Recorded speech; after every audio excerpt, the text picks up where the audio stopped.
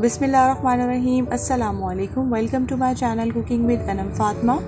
आज ना मैं आपके साथ मसाला पुलाव की रेसिपी शेयर करने वाली हूँ। तो ये झटपट सी रेसिपी है। अगर आपका दिल करे ना कि बहुत ही झटपट और मज़ेदार सी कोई रेसिपी खाने का दिल कर रहा हो तो आप इसको ज़रूर ट्राई कीजिएगा। रायता बना लीजिएगा। रायता भी मेरे चैनल पर बहुत सारे मौजूद हैं और उसके साथ इसको इंजॉय कीजिएगा। ये बहुत ही ना फ्लेवरफुल सा बन के तैयार होता है। परफेक्ट रेसिपी के लिए वीडियो को एंड तक पूरा ज़रूर देख लीजिएगा। तो चलें अपनी रेसिपी को स्टार्ट कर लेते हैं। यहाँ पे ना मैंने 1/4 कप के करीब जो है वो ऑयल ले लिया है। अब मैं इसमें ऐड कर दूंगी 1 अदद तेज़पात। तेज़पात से ना बहुत ही ज़बरदस्त इसकी खुशबू सी आती है चावलों में, बहुत ही अच्छा लगता है इसका फ्लेवर।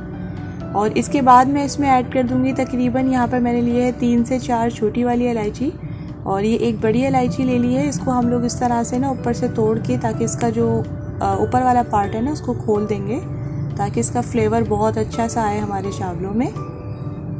यहाँ पे मैंने 2 अदद छोटी सी दालचीनी ले ली है और ये लिया है मैंने बादियान का फूल। बादियान का फूल समझे हाफ ले लिया है मैंने, उसको आप हाफ करके ऐड कीजिएगा। इसके बाद ना मैं इसमें 1 टीस्पून भर के ऐड कर दूंगी ज़ीरा। ज़ीरे से तो आपको पता है चावलों में बहुत ही ज़बरदस्त खुशबू आ जाती है। और 3 से 4 जो है मैं इसमें लौंग ऐड कर रही हूँ। इसी तरह से मैंने ना 4 से 5 ही ली हैं काली मिर्चें। अब बस हम इस मसालों को थोड़ा सा कुक कर लेंगे उस वक्त तक जब तक हमारे मसालों में थोड़ी खुशबू नहीं आ जाती। 1 से 2 मिनट कुक करने के बाद ना मैं इसमें ऐड कर दूंगी अनियन जो है मैंने यहाँ पर प्याज जो है वो 1 मीडियम साइज़ की ले ली है और इसको देखिए स्लाइस में कट कर लिया है थोड़ा बारीक सा। प्याज को ना हम थोड़ा सॉफ्ट होने तक के लिए कुक कर लेंगे ताकि ये अच्छे से सॉफ्ट हो जाए और फिर उसके बाद मैं इसमें ऐड कर दूंगी अपनी नेक्स्ट इंग्रेडिएंट्स।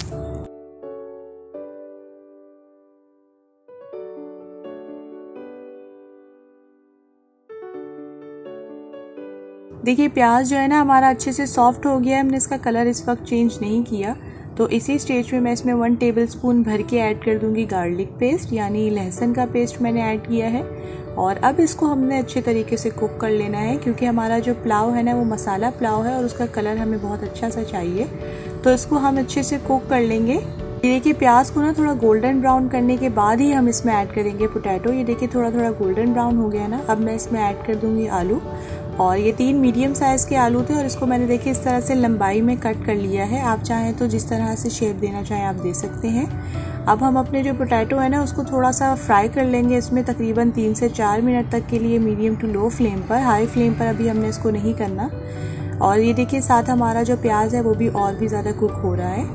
और 1 मीडियम साइज़ का जो है ना मैंने इसमें ऐड कर दिया है टोमेटो और इसको भी मैंने बारीक चॉप कर लिया था। अब इसको अच्छे से कुक कर लेंगे।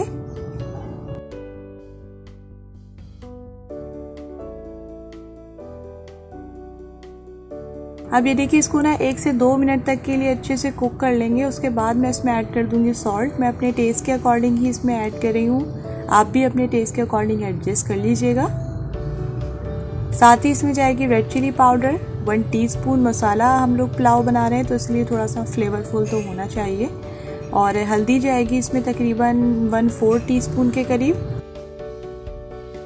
साथ ना मैं उसको मिक्स भी करती जाऊंगी ताकि ये मसाला हमारा जल ना जाए। और मीडियम टू लो फ्लेम पर ही हम इसमें स्पाइसेस ऐड कर रहे हैं। 1/4 टीस्पून इसमें जाएगी चिली फ्लेक्स और इसको भी हम लोग 1 से 2 मिनट तक के लिए कुक कर लेंगे। फिर इसमें ऐड कर दूंगी मैं 1.5 गिलास के करीब वाटर।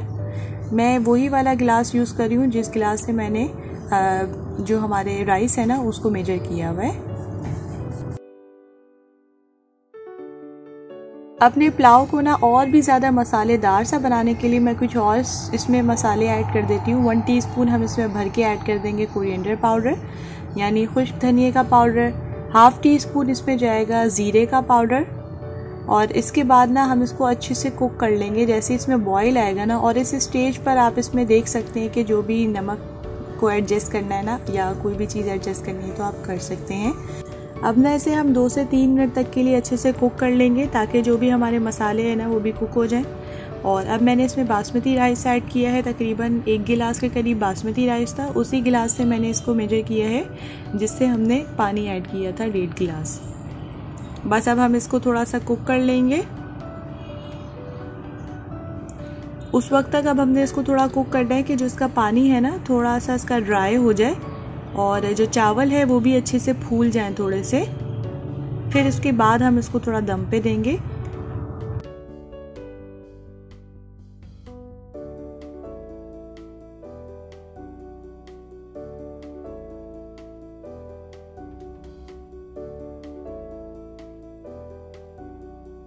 ये देखिए 2 से 3 मिनट हो गए हैं और हमारे चावल आप देखिए अच्छे से ये फूल भी चुके हैं और जो पानी है ना वो भी थोड़ा कम हो गया है।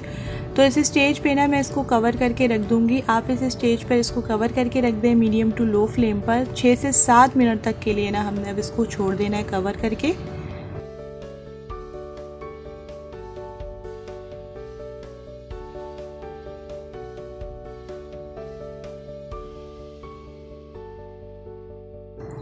तकरीबन 8 मिनट बाद जब मैंने इसको चेक किया ना तो ये अच्छे तरीके से कुक हो चुके थे और आप इसका टेक्सचर चेक कर सकते हैं कितना ज़बरदस्त आया और इसकी खुशबू तो बहुत ही ज़बरदस्त आ रही है। ये देखिए ज़बरदस्त से हमारे चावल बनके बिल्कुल तैयार हो चुके हैं।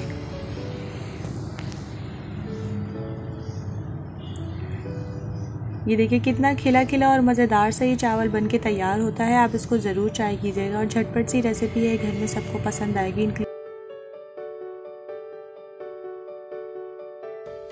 अब हम इसमें ऐड कर देंगे ½ टीस्पून के करीब गरम मसाला और गरम मसाला ऐड करने के बाद ना इसको खूबसूरत तो हमें ज़रूर बनाना है, तो उसके लिए हम इसमें फ्रेश कोरिएंडर यानी धनिया जो है, ताज़ा सा धनिया जो होता है ना उसको थोड़ा चॉप करके इसमें ऐड कर देंगे और 6 से 7 मैंने इसमें ग्रीन चिलीज़ ऐड की हैं जस्ट ये फ्लेवर के लिए। और इसको अब हम फिर से कवर करके रख देंगे बिल्कुल लो फ्लेम पर 2 से 3 मिनट तक के लिए, ताकि जो गरम मसाला है वो जो हमने ऐड किया है ना उसका भी अच्छा सा टेस्ट इसमें आ जाए। और ये देखिए हमारे मज़ेदार से मसाला पुलाव बनके बिल्कुल रेडी है।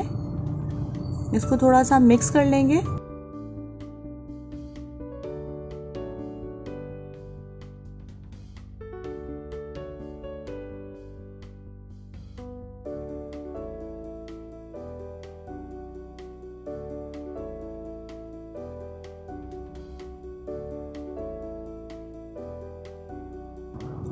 जी तो हमारी मज़ेदार सी रेसिपी बनके बिल्कुल तैयार है। आप इसको ज़रूर ट्राई कीजिएगा।